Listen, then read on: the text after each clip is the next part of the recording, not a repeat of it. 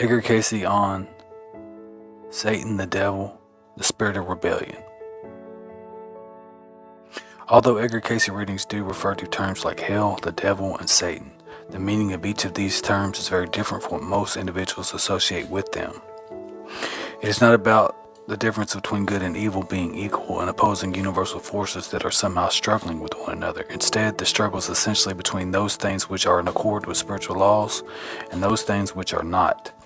It is a struggle between an individual's higher self and lower self that occurs for each and every one of us. It is a struggle portrayed in the imagery of the book of Revelation, and it is only a struggle for humankind. In fact, Cayce states that only human creature has forgotten the reason for which it was created. Thinkest thou that a grain of corn has forgotten what manner of expression it is given? Think thou that any of the influences in nature that you see about you, the acorn, the oak, the elm, or the vine, or anything, has forgotten what manner of expression only man forgets? Edgar Cayce reading 294189. Ultimately, we are spiritual beings having a physical experience, and we were created to bring spiritual laws into the earth. That is why we are here. Most often, the readings would suggest that whatever struggle or challenge we are facing is something that we have created. To be sure, it is not always something we have created in the present, but it is ours, nothing less. The readings do not believe that God randomly bestows hardship, challenge, or sorrow upon anyone. Rather, it is the soul's higher self that has chosen a particular challenge or experience, so that the soul might have the opportunity to learn a lesson. Ultimately, our lives are not created by what happens to us, but instead by how we choose to respond to what happens to us. The readings often use "do what you know to do," and the next step we will be given. It is when we ignore the best we have within us or turn instead to the addiction, escape, or selfishness that we create further problems for ourselves that will eventually lead to the met and overcome. These challenges that we create for ourselves are essentially our personal hell on earth. From what may anyone be saved? Only from themselves. That is their individual hell. They dig it with their own desires. Edgar Cayce reading 262-40. So there was a question in regards to this information, these readings. What is holding back my spiritual development? And the answer given in the reading is nothing holding back, as has just been given, but self.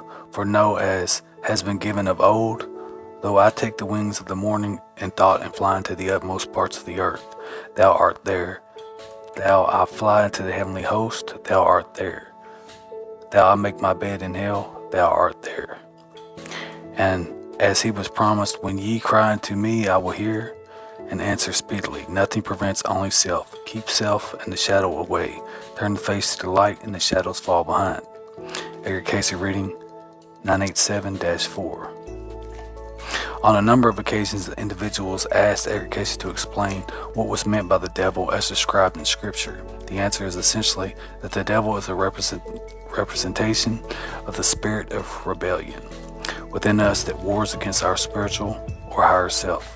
The will is the determinant factor in terms of whether or not we pursue good, the spiritual laws that we came to manifest, or evil, selfishness.